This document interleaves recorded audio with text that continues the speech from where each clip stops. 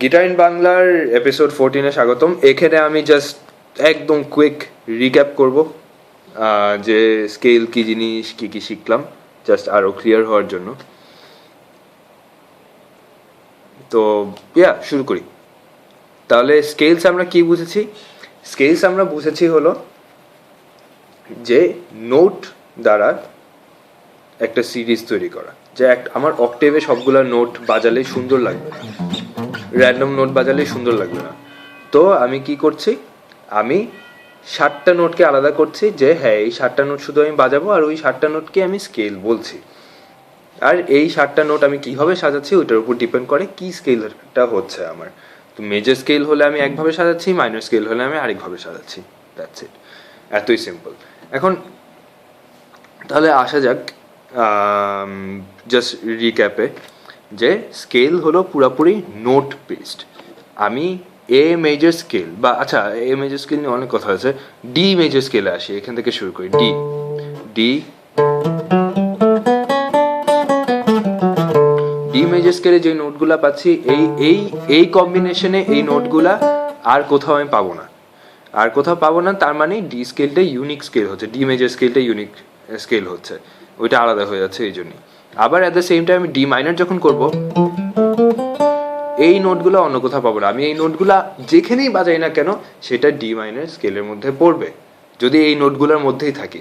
আমি যদি ওই নোটগুলোর মধ্যে না থেকে অন্য কোথাও যাই তাহলে অন্য কোনো স্কেলের মধ্যে পড়বে, ডি মাইনর স্কেলের মধ্যে পড়বে না। কিন্তু ওই যে ফিক্স নোটের মধ্যে আমি থাকছি একটা ধারাবাহিকতা মেনটেন করে, যে হ্যাঁ এই নোটগুলাই হলো এই গ্রুপটার মধ্যে আছে, জাস্ট একটা নোটের গ্রুপ হলো একটা স্কেল।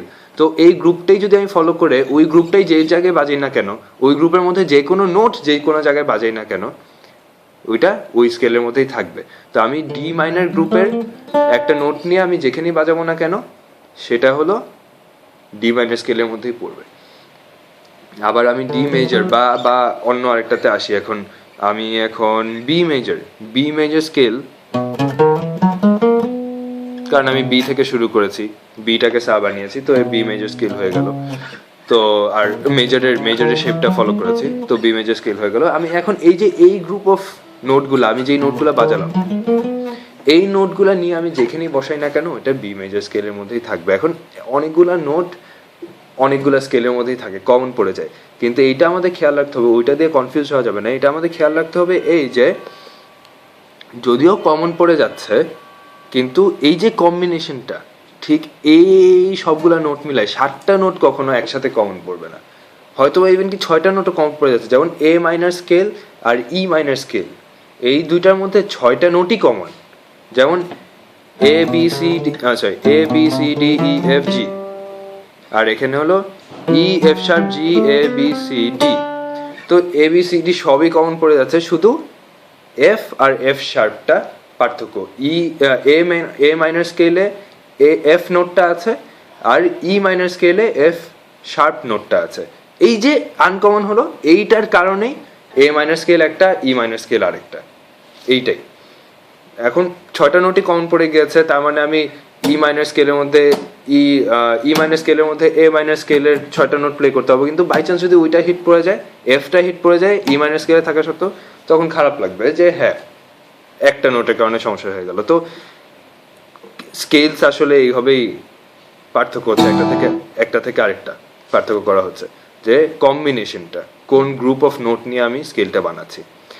এর চেয়ে ভেঙে বলা আমার মনে হয় সম্ভব না, আমি অনেক ভেঙে বলেছি, তো আমি আর জানি না এর চেয়ে ভেঙে কীভাবে বলবো। আমি চাচ্ছি যতটা ভেঙে বলতে পারি, আমি সবসময় চাই যে যতটা ভেঙে বলতে পারি আর যতটা ক্লিয়ার করে বলতে পারি, যাতে একদম 100% সবাই বুঝে আর কি।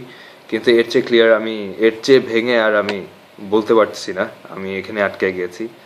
তো এখানেই রাখি। এখন যেহেতু এইটা করেছি, একটা রিক্যাপলেশন করেছি, আমি খুব মজার একটা ট্রিক দেখায় দেব, যেটা মেজর আর মাইনর স্কেলের মধ্যে থাকে আর কি, যেটা অনেকেই কথা বলে না এটা নিয়ে, বা অনেকেই দেখায় না, অনেক টিচাররা বা অনেকে দেখায়, যারা দেখায় জোস। তো এটা আমি আমার নিজের ফিগার আউট করতে হয়েছে আর কি, গুতাগুতি করতে করতে হঠাৎ করে একদিন দেখি হোয়াট, ও আসলেই আরে জোস, এরকম ছিল। তো বলি জিনিসটা, প্রত্যেকটা মাইনর স্কেলের একটা অল্টারনেটিভ মেজর থাকে, মেজর স্কেল থাকে, আর প্রত্যেকটা মেজর স্কেলের একটা অল্টারনেটিভ মাইনর স্কেল থাকে, যেইটার মধ্যে নোটগুলো সেম। বুঝছেন? তার মানে আসলে ওই মেজর স্কেলটা আর ওই মাইনর স্কেলটা দুইটা আসলে একই স্কেল। খুব অদ্ভুত লাগছে শুনতে, তাই না? কিন্তু আমি দুইটা এক্সাম্পল দেখাই। যেমন ধরেন আমি এ মাইনর স্কেলটা নিব, A B C D E F G, তাহলে এ মাইনর স্কেলের মধ্যে A B C D E F G থাকতেছে। তারপর আমি সি মেজর স্কেলটা নিই, C D E F G A B, তাহলে কি হলো? যদিও আমি এটা সি থেকে শুরু করছি, এটা এ থেকে শুরু করছি, কিন্তু সবগুলো নোট কমন না। A B C D E F G, C D E F G A B, ও আচ্ছা বি তো আমি বলি C D E F G A B, C D E F G A B, A B C D E F G. তাহলে কি হলো? তার মানে দুইটা স্কেলে একই নোট হচ্ছে, তার মানে সি মেজর স্কেল আর এ মাইনর স্কেল আসলে দুইটা একই স্কেল। প্রত্যেকটা মেজরের জন্য একটা করে মাইনর অল্টারনেটিভ থাকে, প্রত্যেকটা মাইনরের জন্য একটা করে মেজর অল্টারনেটিভ থাকে। তো এইটার সি মেজর স্কেলের অল্টারনেটিভ হলো এ মাইনর স্কেল, আর এ মাইনর স্কেলের অল্টারনেটিভ হলো সি মেজর স্কেল। খুব মজার একটা জিনিস, এই জিনিসটা খুবই মজার। আমি আরেকটা এক্সাম্পল দেখাই তাহলে। E minor scale, E minor স্কেলের নোটগুলো কি? E F sharp G A B C D. আর G major scale, G major স্কেলের নোটগুলো কি? G A B C D E F sharp, ওই তো আবার তো জি। তাহলে কি হলো? একই জিনিস না? E F sharp G A B C D. আবার এখানে জি মেজর স্কেলে G A B C D E F sharp. তো এফ শার্প কমন, সবই কমন, তাহলে একই স্কেল হয়ে গেল। কারণ আমি অ্যাজ আই সেড, আমি বারবার আগে থেকে বলে আসছি যে স্কেল সবসময় নোটের উপর বেস করা।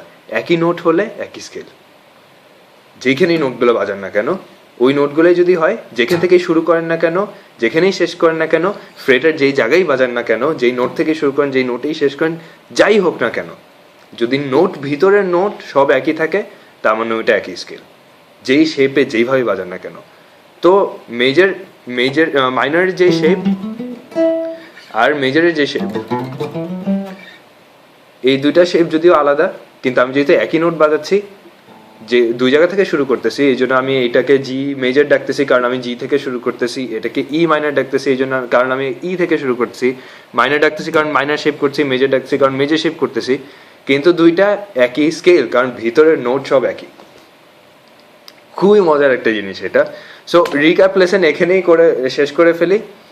তো সামনের লেসনে আবার কর্ডস নিয়ে বসবো, কর্ড কিভাবে বানানো হয়। মেজর কর্ড সবগুলো দেখে ফেলেছিলাম, এখন মাইনর কর্ডগুলো দেখবো। সো খোদা হাফেজ, সামনের এপিসোডে এখনই দেখা হবে।